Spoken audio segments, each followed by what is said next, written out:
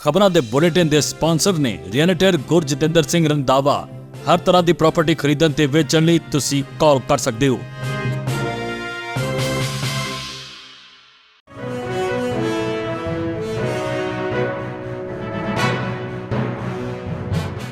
सत श्री अकाल, तुसी देख रहे हो पंजाब मेल यूएसए टीवी। मैं हाँ जी वरुण कौर पान। खबरां दे बुलेटिन दे विच तुहाडा स्वागत है। पहला नज़र पाउंदे हां खास खबरां ते। जो बाइडन दे घर विच फिर आया शक्की जहाज, फाइटर प्लेन ने संभालिया मोर्चा। दसांगे की है पूरा मामला, होई है सुरक्षा विच वड्डी कुताही। कनेडा सरकार तो मानता प्राप्त विद्यक अदारियां नूं ही मिलणगे स्टडी वीज़ा। दिवाली तो पहला ब्रैम्पटन दे विच लागू होए नवे नियम, $1 लाख तक हो सकता है जुर्माना। दुनिया च कार चोरी दे मामलियां च कैनेडा टॉप ते, 7 महीनियां च गिरफ्तार कीते 40% चोर पंजाबी। साबका उप राष्ट्रपति माइक पेंस ने पैसिਆਂ ਦੀ कमी कारण 2014 तो वापस लिया नाम, जानी कि अमरीका दियां अगले साल होने वालियां राष्ट्रपति चोणां चों अपने नाम नूं उन्हां ने वापस लै लिया है। अमरीका च 22 लोकां दे कतल कांड विच नवां मोड़, जंगल चों मिली है कातल दी लाश। पूरी खबर दसांगे विस्तार विच। ते हुण इन्हां खबरां दा विस्तार। अमरीका कनेडा सने देश विदेश दीयां होर बहुत सारियां खबरां।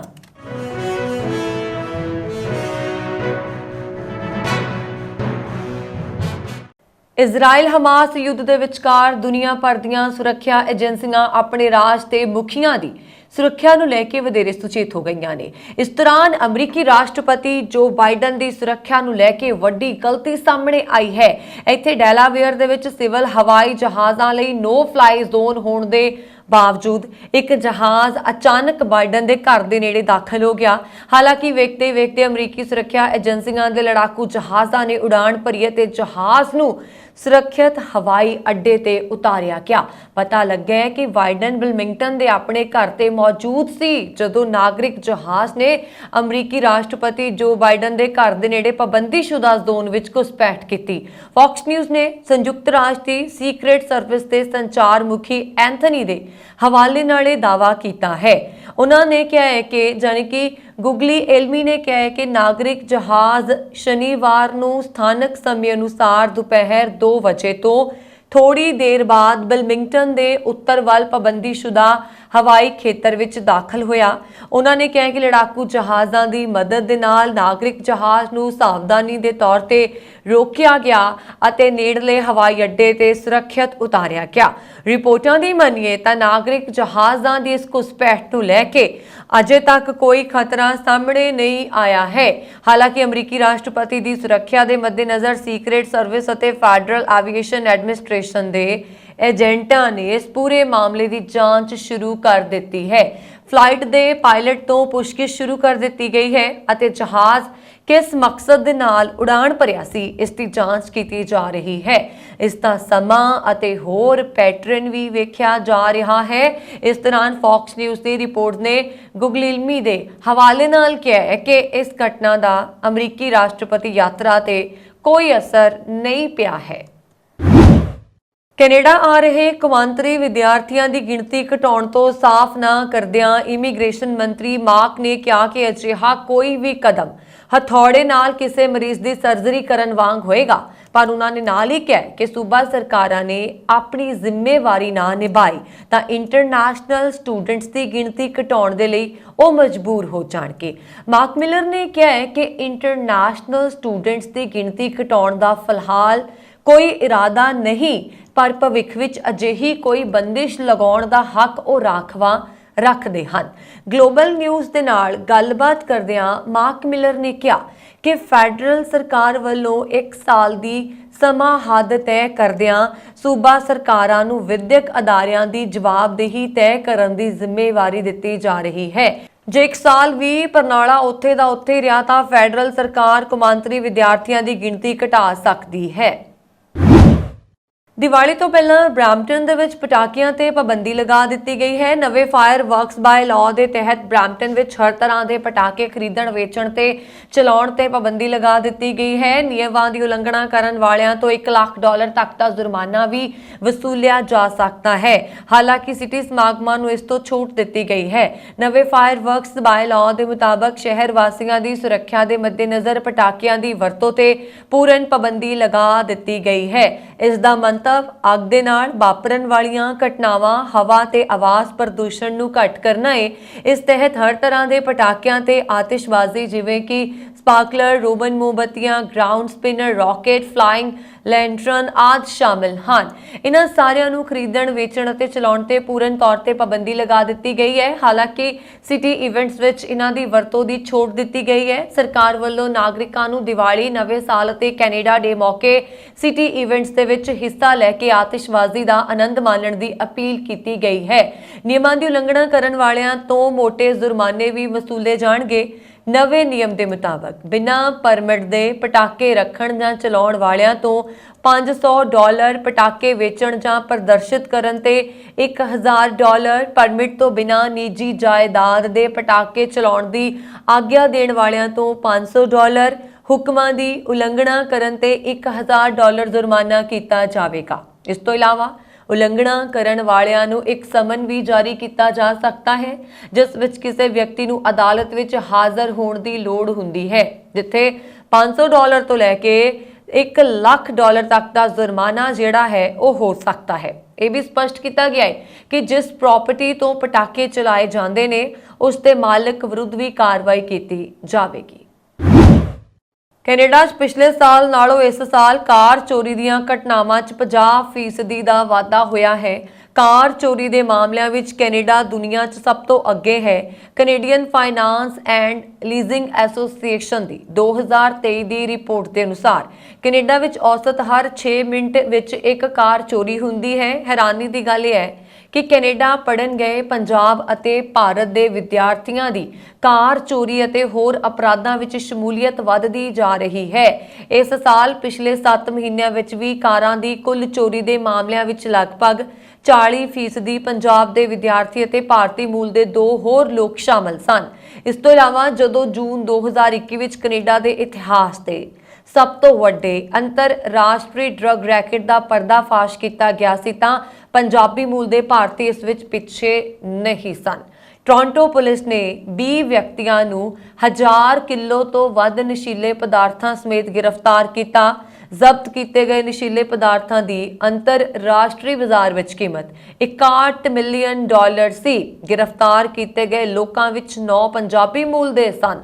ਟੋਰਾਂਟੋ ਪੁਲਿਸ ਨੇ ਸ਼ਹਿਰ ਵਾਸੀਆਂ ਤੋਂ ਚੋਰੀ ਹੋਈਆਂ 1000 ਤੋਂ ਵੱਧ ਕਾਰਾਂ ਬਰਾਮਦ ਕੀਤੀਆਂ ਨੇ। 228 ਵਿਅਕਤੀਆਂ ਨੂੰ ਗ੍ਰਿਫਤਾਰ ਵੀ ਕੀਤਾ ਹੈ। ਇਨ੍ਹਾਂ ਵਿੱਚ 75 ਪੰਜਾਬੀ ਨੌਜਵਾਨ ਸ਼ਾਮਲ ਨੇ। ਇਨ੍ਹਾਂ ਵਿੱਚੋਂ ਕਈ ਨੌਜਵਾਨਾਂ ਦੀ ਉਮਰ ਕੇਵਲ 20 ਸਾਲ ਦੇ ਕਰੀਬ ਹੈ। ਉਹ ਸਿੱਖਿਆ ਹਾਸਲ ਕਰਨ ਦੇ ਲਈ ਪੰਜਾਬ ਤੋਂ ਕੈਨੇਡਾ ਗਏ ਸੀ। ਚੋਰੀ ਹੋਈਆਂ ਕਾਰਾਂ ਦੀ ਕੀਮਤ 6 ਅਰਬ ਰੁਪਏ ਤੋਂ ਵੱਧ ਸੀ। ਅਪ੍ਰੈਲ ਵਿੱਚ ਕੈਨੇਡੀਅਨ ਪੁਲਿਸ ਨੇ ਕਾਰ ਚੋਰੀ ਕਰਨ ਵਾਲੇ ਇੱਕ ਗਰੋਹ ਦਾ ਪਰਦਾਫਾਸ਼ ਕੀਤਾ ਸੀ। ਇਸ 119 ਮੈਂਬਰੀ ਚੋਰ ਗਰੋਹ ਵਿੱਚ 47 ਪੰਜਾਬੀ ਵੀ ਸ਼ਾਮਲ ਸਨ। ਇਨ੍ਹਾਂ ਕੋਲੋਂ 556 ਕਾਰਾਂ ਬਰਾਮਦ ਹੋਈਆਂ ਨੇ। ਇਹਨਾਂ ਦੀ ਕੀਮਤ ਕਰੀਬ 17 ਕਰੋੜ ਰੁਪਏ ਸੀ। ਇਕੁਇਟੀ ਐਸੋਸੀਏਸ਼ਨ ਜੋ ਇੱਕ ਗੈਰ ਮੁਨਾਫਾ ਸੰਸਥਾ ਹੈ ਅਤੇ ਬੀਮਾ ਧੋਖਾਦਹੀ ਅਤੇ ਅਪਰਾਧ ਦੀ ਜਾਂਚ ਕਰਦੀ ਹੈ ਨੇ ਦੇਸ਼ ਵਿੱਚ ਚੋਰੀ ਦੀਆਂ 10 ਸਭ ਤੋਂ ਵੱਧ ਚੋਰੀ ਹੋਈਆਂ ਕਾਰਾਂ ਦੀ ਸੂਚੀ ਜਾਰੀ ਕੀਤੀ ਹੈ। 2017 ਤੋਂ ਬਾਅਦ ਬਣੀਆਂ SUV ਅਕਸਰ ਸਭ ਤੋਂ ਵੱਧ ਨਿਸ਼ਾਨਾ ਬਣੀਆਂ ਹੁੰਦੀਆਂ ਨੇ। 2016 ਅਤੇ 2021 ਦਰਮਿਆਨ ਬੜੀ ਹੋਂਡਾ CR-V ਕੈਨੇਡਾ ਵਿੱਚ ਸਭ ਤੋਂ ਵੱਧ ਚੋਰੀ ਹੋਣ ਵਾਲੀ ਕਾਰ ਹੈ। ਇਸ ਤੋਂ ਬਾਅਦ ਉਸ ਸਮੇਂ ਦੌਰਾਨ ਬਣੀ ਲੈਕਸਸ RX ਹੈ। ਲੈਕਸਸ ਓਨਟਾਰੀਓ ਵਿੱਚ ਸਭ ਤੋਂ ਵੱਧ ਚੋਰੀ ਹੋਈਆਂ ਕਾਰਾਂ ਵਿੱਚੋਂ ਵੀ ਇੱਕ ਹੈ। ਇਹ ਪੇਂਡੂ ਖੇਤਰਾਂ ਨਾਲੋਂ ਟੋਰਾਂਟੋ ਵਰਗੇ ਸ਼ਹਿਰਾਂ ਵਿੱਚ ਵਧੇਰੇ ਆਮ ਹੈ। ਇਸੇ ਤਰ੍ਹਾਂ ਫੋਰਡ F350 ਵਰਗੇ ਟਰੱਕ ਅਲਬਰਟਾ ਜਾਂ ਪੱਛਮੀ ਕੈਨੇਡਾ ਵਿੱਚ ਆਮ ਨੇ। ਇਹ ਕਿਸਾਨ ਭਾਈਚਾਰਿਆਂ 'ਚ ਪ੍ਰਸਿੱਧ ਨੇ।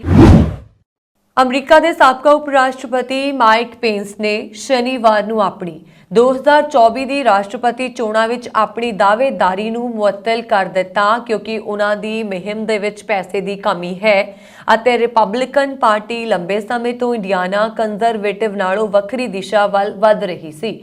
उन्होंने सालाना रिपब्लिक यहूदी गठजोड़ कॉन्फ्रेंस के दौरान ये ऐलान किया। उन्होंने लॉस वेगास विच सम्मेलन दे विच स्टेज ते कहा, मैं इत्थे ये कहण दे लई आया हाँ कि मेरे लिए स्पष्ट हो गया है कि ये मेरा समा नहीं है। इसलिए बहुत सोच विचार करन तो बाद मैं अज प्रभावशाली राष्ट्रपति ਲਈ अपनी मुहिम ਨੂੰ खत्म कर दिता है। पेंस ने कहा, सानू हमेशा पता सीगा कि ये एक सख्त लड़ाई होएगी, पर मैनू कोई पछतावा नहीं है। अमरीकी लोगों ਨੂੰ मैं कहता हाँ कि ये मेरा समा नहीं है, पर ये तुहाडा समा है। मैं तुहानू बेनती करदा कि सब तो महत्वपूर्ण चीज़ां ते टिके रहो, विश्वास, परिवार ਅਤੇ संयुक्त राष्ट्र का संविधान। अमरीका के मेन सूबे के लिविस्टन शहर में अन्नेवाह गोलीबारी करके 22 लोगों की हत्या करने वाले हमलावर की लाश मिली है। अन्नेवाह फायरिंग करने वाला व्यक्ति घटना तो बाद लापता सी अते पुलिस उसकी भाल कर रही सी। 2 दिन बाद पुलिस नूं उसकी लाश मिली। पुलिस ने पहला राइफल नाल हमलावर की तस्वीर जारी की अते लोकां नूं उसकी पछाण करन विच मदद करन दी अपील की सी। हमलावर का नाम रॉबर्ट दस्सिया गया है। उसकी लाश शहर तो 8 किलोमीटर दूर एक जंगल विचों मिली। पुलिस नूं शक है कि दोषी ने कतल करन तो बाद खुद नूं गोली मार के खुदकुशी कर ली है। हालांकि पुलिस ने अजे तक कोई होर जानकारी नहीं दी। गोलीबारी की घटना तो बाद इस शहर के लोगों विच डर अते सहम का माहौल है। सारे मृतकों की पछाण कर ली गई है, जिन्हां विच मारे गए 14 साल के बच्चे तो लैके 70 साल की उम्र के बजुर्ग जोड़े तक भी शामिल हैं। कैलीफोर्निया के सैन होजे शहर विच एक मोटल विच ठहरी नाबालग लड़की उपर जबर जनाह करन दे मंतव दे नाल हमला करन दे दोष तहत 21 साला डिलीवरी ड्राइवर नूं गिरफ्तार करन दी खबर है। सैन होजे पुलिस विभाग ने कहा कि शक्की दोषी की पहचान संदीप वजों हुई है। पुलिस के अनुसार यह घटना हजार एलामेडा विच वापरी, जिथे एक नाबालग लड़की अपनी मां नाल ठहरी हुई सी। उन्होंने पिज़्ज़ा मंगवाया सी। सैन होज पुलिस विभाग के सैक्चुअल असॉल्ट इन्वेस्टिगेशन यूनिट के अनुसार जदों डिलीवरी ड्राइवर पिज़्ज़ा देण आया तो उस समय मां कमरे विच नहीं सी। डिलीवरी ड्राइवर जबरदस्ती मोटल के कमरे विच दाखिल होया ते उसने लड़की दे नाल जबर जनाह करन दी कोशिश की।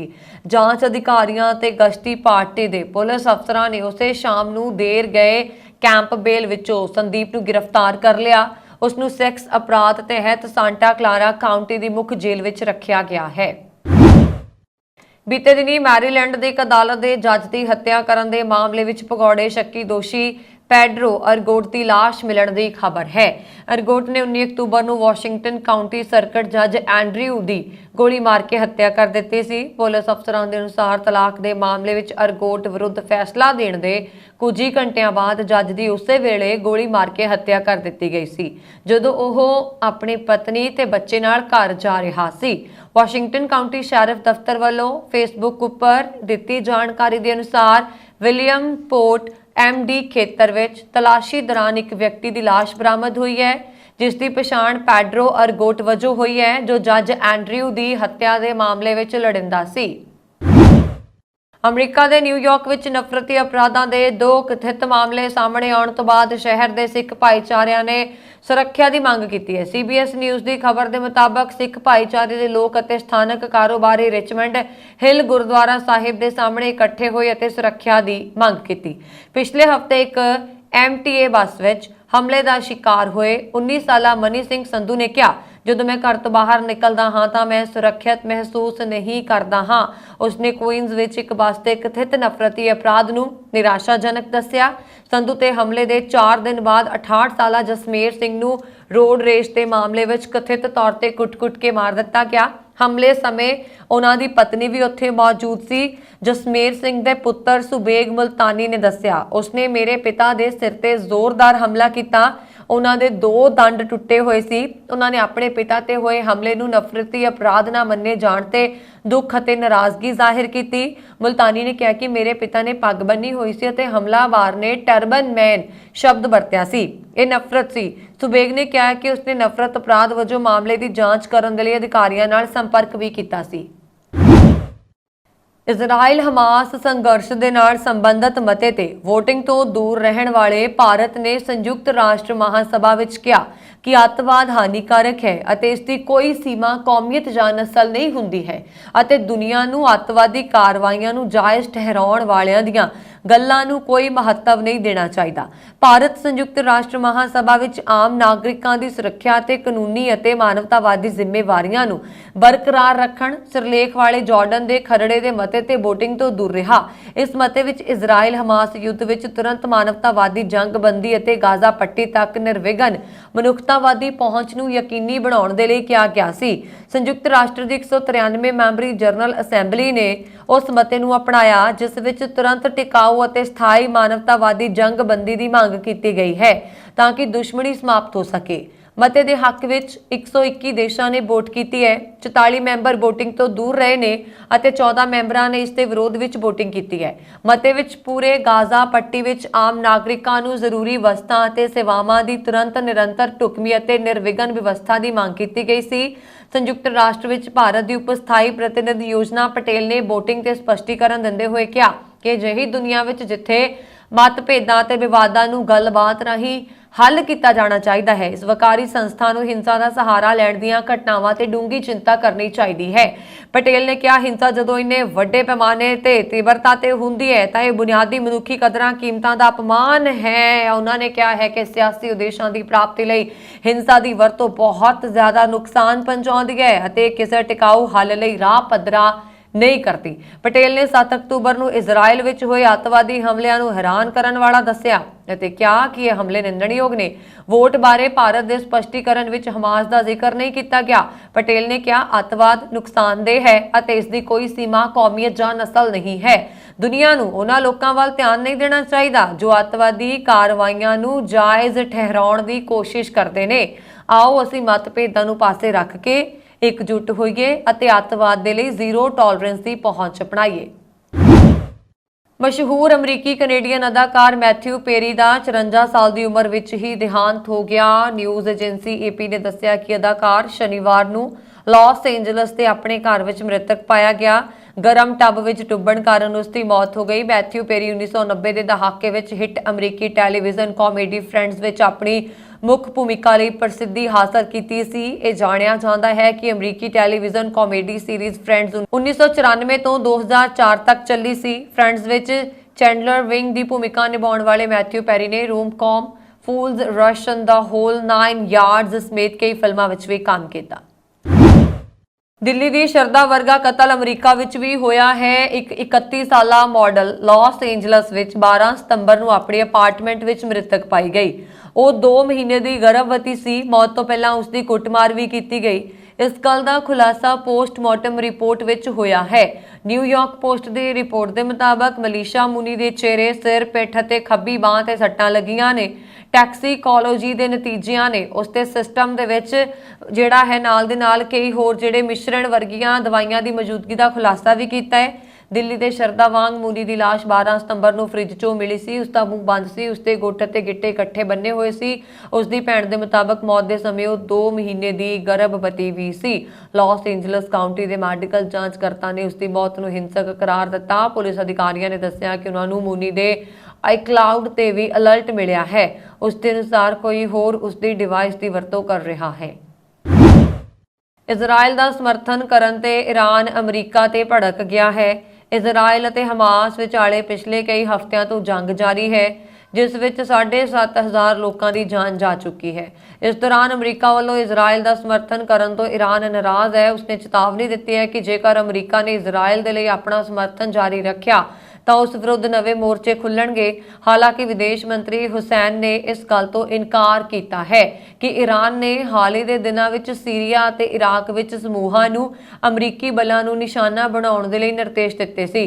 ਵਿਦੇਸ਼ ਮੰਤਰੀ ਨੇ ਕਿਹਾ ਕਿ ਇਹ ਵਾਸ਼ਿੰਗਟਨ ਹੈ ਨਾ ਕਿ ਤਹਿਰਾਨ ਜੋ ਇਜ਼ਰਾਈਲ ਹਮਾਸ ਯੁੱਧ ਦੌਰਾਨ ਹਿੰਸਾ ਨੂੰ बढ़ावा ਦੇ ਰਿਹਾ ਹੈ। ਆਮਿਰ ਅਬਦੁਲਿਆਨ ਨੇ ਕਿਹਾ ਹੈ ਕਿ ਅਮਰੀਕਾ ਦੂਜਿਆਂ ਨੂੰ ਸ਼ਾਂਤੀ ਨਾਲ ਕੰਮ ਕਰਨ ਦੀ ਸਲਾਹ ਦੇ ਰਿਹਾ ਹੈ ਪਰ ਇਸਨੇ ਪੂਰੀ ਤਰ੍ਹਾਂ ਇਜ਼ਰਾਈਲ ਦਾ ਪੱਖ ਲਿਆ ਹੈ। ਜੇਕਰ ਅਮਰੀਕਾ ਉਹੀ ਕਰਦਾ ਰਿਹਾ ਜੋ ਉਹ ਹੁਣ ਤੱਕ ਕਰਦਾ ਆ ਰਿਹਾ ਹੈ ਤਾਂ ਅਮਰੀਕਾ ਵਿਰੁੱਧ ਨਵੇਂ ਮੋਰਚੇ ਖੁੱਲ ਜਾਣਗੇ। ਕੈਨੇਡਾ ਦੇ ਪ੍ਰਧਾਨ ਮੰਤਰੀ ਅਤੇ ਉਹਨਾਂ ਦੇ ਪਰਿਵਾਰ ਦੀ ਸੁਰੱਖਿਆ ਦਾ ਖਰਚਾ ਪਿਛਲੇ ਦੇ ਵਿੱਤੀ ਵਰ੍ਹਿਆਂ ਦੌਰਾਨ ਤੇਜ਼ੀ ਨਾਲ ਵਧਦਾ ਹੋਇਆ $3 ਕਰੋੜ ਸਾਲਾਨਾ ਤੋਂ ਟੱਪ ਗਿਆ ਹੈ।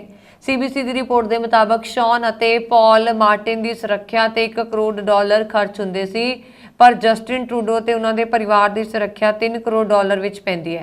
ਬੈਂਕ ਆਫ ਕੈਨੇਡਾ ਦੇ ਮਹਿੰਗਾਈ ਕੈਲਕੂਲੇਟਰ ਦੇ ਮੁਤਾਬਕ 2023 ਦੇ 1 ਕਰੋੜ ਡਾਲਰ ਦੀ ਕੀਮਤ ਇਸ ਵੇਲੇ 1 ਕਰੋੜ 60 ਲੱਖ ਡਾਲਰ ਬਣਦੀ ਹੈ। ਸਾਰਜੈਂਟ ਕਿਮ ਨੇ ਕਿਹਾ ਕਿ ਸੁਰੱਖਿਆ ਖਰਚਾ ਕਈ ਤੱਥਾਂ ਤੇ ਨਿਰਭਰ ਕਰਦਾ ਹੈ, ਜਿਸ ਵਿੱਚ ਘਰੇਲੂ ਅਤੇ ਕੌਮਾਂਤਰੀ ਖਤਰਿਆਂ ਤੋਂ ਇਲਾਵਾ ਸਫ਼ਰ ਕਰ ਰਹੇ ਲੋਕਾਂ ਦੀ ਗਿਣਤੀ ਅਤੇ ਸਰਗਰਮੀਆਂ ਦੇ ਪੱਧਰ ਨੂੰ ਵੀ ਧਿਆਨ ਵਿੱਚ ਰੱਖਿਆ ਜਾਂਦਾ ਹੈ। ਮਹਾਮਾਰੀ ਦੌਰਾਨ ਪ੍ਰਧਾਨ ਮੰਤਰੀ ਦਾ ਸੁਰੱਖਿਆ ਖਰਚਾ ਬੇहद ਤੇਜ਼ੀ ਨਾਲ ਘਟਿਆ, ਪਰ 2021-22 ਵਿੱਚ 3 ਕਰੋੜ 10 ਲੱਖ ਡਾਲਰ ਤੱਕ ਪਹੁੰਚ ਗਿਆ। ਏਅਰ ਇੰਡੀਆ ਦੇ ਜਹਾਜ਼ ਨੇ 2 ਦਿਨ ਪਛੜਨ ਮਗਰੋਂ ਅਖੀਰ ਸਵੇਰੇ ਟੋਰਾਂਟੋ ਤੋਂ ਦਿੱਲੀ ਲਈ ਉਡਾਣ ਭਰੀ। ਏਅਰਲਾਈਨਸ ਦਾ ਜਹਾਜ਼ ਨੰਬਰ AI 188 ਵੀਰਵਾਰ ਨੂੰ ਇੰਜਣ ਦੀ ਖਰਾਬੀ ਕਾਰਨ ਉਡਾਣ ਨਹੀਂ ਭਰ ਸਕਿਆ। ਇਸ ਦਾ ਉਡਾਣ ਭਰਨ ਮੌਕੇ ਪਤਾ ਚੱਲਿਆ ਤੇ ਯਾਤਰੀਆਂ ਨੂੰ ਜਹਾਜ਼ ਵਿੱਚੋਂ ਉਤਾਰ ਦਿੱਤਾ ਗਿਆ।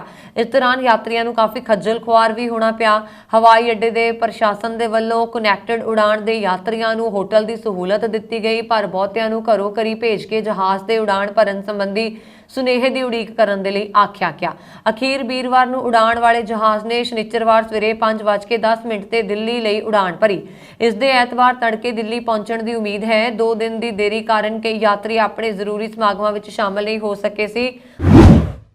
ਹਰਦੀਪ ਨਿੱਜਰ ਤੋਂ ਬਾਅਦ ਕੈਨੇਡਾ ਤੇ ਭਾਰਤ ਵਿਚਲੇ ਚੱਲ ਰਹੇ ਵਿਵਾਦ ਦਾ ਸਿੱਧਾ ਅਸਰ ਕੈਨੇਡੀਆਈ ਵਿਦਿਅਕ ਸੰਸਥਾਵਾਂ ਤੇ ਵੀ ਪੈਂਦਾ ਨਜ਼ਰ ਆਇਆ।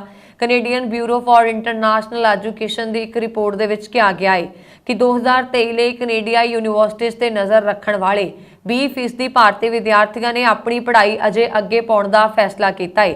ਟਾਈਮਜ਼ ਹਾਇਰ ਐਜੂਕੇਸ਼ਨ ਦੀ ਇੱਕ ਹੋਰ ਰਿਪੋਰਟ ਦੇ ਵਿੱਚ ਦੇਖਿਆ ਗਿਆ ਕਿ ਕੁਝ ਭਾਰਤੀ ਵਿਦਿਆਰਥੀ ਡਿਪਲੋਮੈਟਿਕ ਵਿਵਾਦ ਕਾਰਨ UK ਜਾਂ ਆਸਟ੍ਰੇਲੀਆ ਵਿੱਚ ਟ੍ਰਾਂਸਫਰ ਹੋਣ ਤੇ ਵਿਚਾਰ ਕਰ ਰਹੇ ਨੇ। ਇੱਕ ਮੀਡੀਆ ਰਿਪੋਰਟ ਦੇ ਵਿੱਚ ਕਿਹਾ ਗਿਆ ਹੈ ਕਿ ਕੇਵਲ 2022 ਵਿੱਚ ਭਾਰਤੀ ਵਿਦਿਆਰਥੀਆਂ ਨੇ ਕੈਨੇਡਾ ਦੀ ਅਰਥ ਵਿਵਸਥਾ ਵਿੱਚ 17 ਬਿਲੀਅਨ ਡਾਲਰ ਤੋਂ ਵੱਧ ਦਾ ਨਿਵੇਸ਼ ਕੀਤਾ, ਜੋ ਵਿਦਿਆਰਥੀਆਂ ਦੀ ਟਿਊਸ਼ਨ ਫੀਸ ਦੇ ਲੱਖਾਂ ਡਾਲਰ ਦੇ ਬਰਾਬਰ ਹੈ। ਰਿਹਾਇਸ਼, ਭੋਜਨ, ਟਰਾਂਸਪੋਰਟ ਤੇ ਸੱਭਿਆਚਾਰਕ ਸੈਰ ਸਪਾਟਾ ਵਰਗੇ ਖਰਚਿਆਂ ਦਾ ਤਾਂ ਰਿਪੋਰਟ ਵਿੱਚ ਜ਼ਿਕਰ ਹੀ ਨਹੀਂ ਹੈ। ਕੈਨੇਡਾ ਵਿੱਚ ਭਾਰਤੀ ਵਿਦਿਆਰਥੀਆਂ ਕੌਮਾਂਤਰੀ ਵਿਦਿਆਰਥੀਆਂ ਭਾਈਚਾਰੇ ਦੀ ਰੀੜ੍ਹ ਦੀ ਹੱਡੀ ਮੰਨੇ ਜਾਂਦੇ ਨੇ। ਕੁੱਲ ਵਿਦੇਸ਼ੀ ਵਿਦਿਆਰਥੀਆਂ ਦੀ ਗਿਣਤੀ ਵਿੱਚ ਭਾਰਤ ਦੀ ਹਿੱਸੇਦਾਰੀ 40% ਦੇ ਲਗਭਗ ਹੈ। ਇਸ ਤੋਂ ਇਲਾਵਾ ਰਿਪੋਰਟ ਦੇ ਵਿੱਚ ਕਿਹਾ ਗਿਆ ਹੈ ਕਿ ਭਾਰਤੀ ਵਿਦਿਆਰਥੀਆਂ ਦੀ ਸਿੱਖਿਆ ਗੁਣਵੱਤਾ ਉੱਚ ਪੱਧਰੀ ਹੈ। ਲਗਭਗ 70% ਵਿਦਿਆਰਥੀਆਂ ਕੋਲ ਮਾਸਟਰ ਡਿਗਰੀ ਜਾਂ ਉਸ ਤੋਂ ਉੱਪਰ ਦੀ ਡਿਗਰੀ ਹੈ, ਜੋ ਸਿੱਖਿਆ ਅਤੇ ਅੱਗੇ ਵਧਣ ਦੇ ਪ੍ਰਤੀ ਉਹਨਾਂ ਦੀ ਲਗਨ ਦਾ ਸੰਕੇਤ ਹੈ। ਭਾਰਤੀ ਵਿਦਿਆਰਥੀਆਂ ਨੇ ਨਵੀਨੀਕਰਨ ਤੇ ਉਦਮਤਾ ਵਿੱਚ ਲਗਾਤਾਰ ਆਪਣੀ ਸਮਰੱਥਾ ਦਿਖਾਈ ਹੈ। ਉਹ ਸੰਸਥਾਪਕ, ਨੌਕਰੀ, ਨਿਰਮਾਤਾ ਤੇ ਵਰਕਫੋਰਸ ਦੇ ਅਟੁੱਟ ਮੈਂਬਰ ਨੇ ਜੋ ਕੈਨੇਡੀਆਈ ਉਦਮਾਂ ਲਈ ਕੰਮ ਕਰ ਰਹੇ ਨੇ। ਭਾਰਤੀ ਵਿਦਿਆਰਥੀ ਉਦਯੋਗਾਂ ਦੀ ਸਥਾਪਨਾ ਕਰ ਰਹੇ ਨੇ ਅਤੇ ਕੈਨੇਡੀਆਈ ਨਾਗਰਿਕਾਂ ਲਈ ਨੌਕਰੀਆਂ ਵੀ ਪੈਦਾ ਕਰ ਰਹੇ ਨੇ। ਵਿਦਿਆਰਥੀਆਂ ਦੇ ਯੂਨੀਵਰਸਿਟੀਜ਼ ਦੇ ਵਿੱਚ ਦਾਖਲੇ ਵਿੱਚ ਕਮੀ ਨੂੰ ਚਿੰਤਾਜਨਕ ਦੱਸਿਆ ਜਾ ਰਿਹਾ ਹੈ। ਕੈਨੇਡਾ ਭਾਰਤ ਵਿਵਾਦ ਕਾਰਨ UK ਤੇ ਆਸਟ੍ਰੇਲੀਆ ਵਰਗੇ ਹੋਰ ਦੇਸ਼ ਭਾਰਤੀ ਵਿਦਿਆਰਥੀਆਂ ਨੂੰ ਆਪਣੇ ਵੱਲ ਖਿੱਚ ਰਹੇ ਨੇ। ਇਸ ਲਈ ਵਿਦਿਆਰਥੀਆਂ ਦੀ ਸੰਭਾਵਤ ਹਿਜਰਤ ਇੱਕ ਵੱਡਾ ਆਰਥਿਕ ਝਟਕਾ ਹੋਏਗਾ। ਵਿਦਿਆਰਥੀਆਂ ਵੱਲੋਂ ਕੈਨੇਡਾ ਛੱਡਣ ਦੇ ਜਾਇਦਾਦ ਕਿਰਾਏ ਤੇ ਦੇਣ ਵਾਲੇ ਜ਼ਿਮੀਂਦਾਰਾਂ ਤੋਂ ਲੈ ਕੇ ਕੌਮਾਂਤਰੀ ਵਿਦਿਆਰਥੀਆਂ ਦੀਆਂ ਲੋੜਾਂ ਪੂਰੀਆਂ ਕਰਨ ਵਾਲੇ ਕਾਰੋਬਾਰਾਂ ਤੱਕ ਦੀ ਆਮਦਨ 'ਚ ਜਿਹੜੀ ਹੈ ਕਮੀ ਆਏਗੀ। ਭਾਰਤੀ ਵਿਦਿਆਰਥੀਆਂ ਦੀ ਗਿਣਤੀ ਵਿੱਚ ਕਮੀ ਕੈਨੇਡਾ ਲਈ ਚਿੰਤਾ ਦਾ ਵਿਸ਼ਾ ਹੈ। ਕੈਨੇਡਾ ਦਾ ਸਿੱਖਿਆ ਖੇਤਰ 6 ਲੱਖ ਤੋਂ ਵੱਧ ਲੋਕਾਂ ਨੂੰ ਰੁਜ਼ਗਾਰ ਦਿੰਦਾ ਹੈ, ਜਿਨ੍ਹਾਂ ਦਾ ਸਾਲਾਨਾ ਅਰਥ ਵਿਵਸਥਾ ਵਿੱਚ 100 ਅਰਬ ਡਾਲਰ ਤੋਂ ਵੱਧ ਦਾ ਯੋਗਦਾਨ ਹੈ। ਰਿਪੋਰਟ ਦੇ ਮੁਤਾਬਕ ਟੋਰਾਂਟੋ ਯੂਨੀਵਰਸਿਟੀ ਵਰਗੀ ਪ੍ਰਸਿੱਧ ਸੰਸਥਾ ਨੂੰ ਭਾਰਤੀ ਵਿਦਿਆਰਥੀ ਨਾਮਜ਼ਦਗੀਆਂ ਵਿੱਚ ਕਮੀ ਕਾਰਨ 100 ਬਿਲੀਅਨ ਡਾਲਰ ਤੋਂ ਵੱਧ ਦਾ ਨੁਕਸਾਨ ਹੋਣ ਦੀ ਸੰਭਾਵਨਾ ਹੈ, ਜੋ ਇਸ ਗੱਲ ਦਾ ਸੰਕੇਤ ਹੈ ਕਿ ਕਿਵੇਂ ਕੈਨੇਡਾ ਦੀ ਅਰਥ ਵਿਵਸਥਾ ਅਸਥਿਰ ਹੋ ਸਕਦੀ ਹੈ। ਇਜ਼ਰਾਈਲ ਨੇ ਗਾਜ਼ਾ ਪੱਟੀ ਵਿੱਚ ਇੰਟਰਨੈਟ ਅਤੇ ਸੰਚਾਰ ਦੇ ਹੋਰ ਸਾਧਨਾਂ ਨੂੰ ਬੰਦ ਕਰ ਦਿੱਤਾ ਹੈ, ਜਿਸ ਕਾਰਨ ਉੱਥੇ ਰਹਿਣ ਵਾਲੇ 23 ਲੱਖ ਲੋਕਾਂ ਦਾ ਇੱਕ ਦੂਜੇ ਅਤੇ ਬਾਹਰੀ ਦੁਨੀਆ ਨਾਲ ਸੰਪਰਕ ਕੱਟਿਆ ਗਿਆ। ਇਜ਼ਰਾਈਲ ਨੇ ਸ਼ੁੱਕਰਵਾਰ ਰਾਤ ਤੋਂ ਗਾਜ਼ਾ ਤੇ ਹਵਾਈ ਅਤੇ ਜ਼ਮੀਨੀ ਹਮਲੇ ਵੀ ਤੇਜ਼ ਕਰ ਦਿੱਤੇ। ਇਜ਼ਰਾਈਲ ਦੀ ਫੌਜ ਨੇ ਕਿਹਾ ਕਿ ਉਹ ਖੇਤਰ ਵਿੱਚ ਵਿਆਪਕ ਜ਼ਮੀਨੀ ਕਾਰਵਾਈ ਕਰ ਰਹੀ ਹੈ। ਫੌਜ ਦਾ ਇਹ ਐਲਾਨ ਇਹ ਸੰਕੇਤ ਦਿੰਦਾ ਹੈ ਕਿ ਉਹ ਗਾਜ਼ਾ ਦੇ ਸੰਪੂਰਨ ਹਮਲੇ ਦੇ ਨੇੜੇ ਪਹੁੰਚ ਰਹੀ ਹੈ। ਉਸਨੇ ਗਾਜ਼ਾ ਵਿੱਚ ਹਮਾਸ ਦੇ ਅੱਤਵਾਦੀਆਂ ਦਾ ਪੂਰੀ ਤਰ੍ਹਾਂ ਸਫਾਇਆ ਕਰਨ ਦੀ ਸਹੁੰ ਖਾਧੀ। ਇਜ਼ਰਾਈਲੀ ਹਵਾਈ ਹਮਲਿਆਂ ਕਾਰਨ ਹੋਏ ਧਮਾਕੇ ਕਾਰਨ ਗਾਜ਼ਾ ਸ਼ਹਿਰ ਦੇ ਅਸਮਾਨ ਵਿੱਚ ਲਗਾਤਾਰ ਚਮਕ ਦਿਖਾਈ ਦਿੰਦੀ ਰਹੀ। ਫਲਸਤੀਨ ਦੇ ਦੂਰਸੰਚਾਰ ਪ੍ਰਦਾਤਾ ਪੌਲ ਟੇਲ ਨੇ ਕਿਹਾ ਕਿ ਬੰਬਾਰੀ ਕਾਰਨ ਇੰਟਰਨੈਟ, ਸੈਲੂਲਰ ਅਤੇ ਲੈਂਡਲਾਈਨ ਸੇਵਾਵਾਂ ਪੂਰੀ ਤਰ੍ਹਾਂ ਬੰਦ ਹੋ ਗਈਆਂ ਨੇ। ਸੰਚਾਰ ਟੁੱਟਣ ਦਾ ਮਤਲਬ ਹੈ ਕਿ ਹਮਲੇ ਵਿੱਚ ਲੋਕਾਂ ਦੇ ਮਾਰੇ ਜਾਣ ਅਤੇ ਜ਼ਮੀਨੀ ਕਾਰਵਾਈ ਬਾਰੇ ਕੋਈ ਜਾਣਕਾਰੀ ਉਪਲਬਧ ਨਹੀਂ ਹੋ ਸਕੀ। ਹਾਲਾਂਕਿ ਖੇਤਰ ਵਿੱਚ ਕੁਝ ਸੈਟੇਲਾਈਟ ਫੋਨ ਕੰਮ ਕਰ ਰਹੇ ਨੇ। ਇੱਕ ਹਫ਼ਤੇ ਤੋਂ ਬਿਜਲੀ ਨਾ ਹੋਣ ਕਾਰਨ ਗਾਜ਼ਾ ਹਨੇਰੇ ਵਿੱਚ ਡੁੱਬਿਆ ਹੋਇਆ ਹੈ। ਫਲਸਤੀਨ ਦੇ ਲੋਕਾਂ ਨੂੰ ਭੋਜਨ ਅਤੇ ਪੀਣ ਵਾਲੇ ਪਾਣੀ ਦੀ ਸਮੱਸਿਆ ਦਾ ਸਾਹਮਣਾ ਕਰਨਾ ਪੈ ਰਿਹਾ ਹੈ। ਗਾਜ਼ਾ ਦੇ ਲੋਕ ਉਦੋਂ ਦਹਿਸ਼ਤ ਵਿੱਚ ਆ ਗਏ ਜਦੋਂ ਮੈਸੇਜਿੰਗ ਐਪ ਦੇ ਅਚਾਨਕ ਬੰਦ ਹੋਣ ਕਾਰਨ ਉਹਨਾਂ ਦਾ ਆਪਣੇ ਪਰਿਵਾਰ ਨਾਲ ਸੰਪਰਕ ਟੁੱਟ ਗਿਆ ਅਤੇ ਕਾਲਾਂ ਆਉਣੀਆਂ ਬੰਦ ਹੋ ਗਈਆਂ। ਇਹ ਸਨ ਹੁਣ ਤੱਕ ਦੀਆਂ ਖਬਰਾਂ। ਮੈਨੂੰ ਵਰੁਣ ਕੌਰ ਮਾਨ ਨੂੰ ਦਿਓ ਆਗਿਆ। ਹੋਰ ਖਬਰਾਂ ਦੇ ਲਈ ਸਾਡਾ YouTube ਚੈਨਲ ਪੰਜਾਬ ਮੇਲ USA TV ਜ਼ਰੂਰ ਸਬਸਕ੍ਰਾਈਬ ਕਰੋ ਜੀ। ਸ਼ੁਕਰੀਆ। ਸਤਿ ਸ੍ਰੀ ਅਕਾਲ।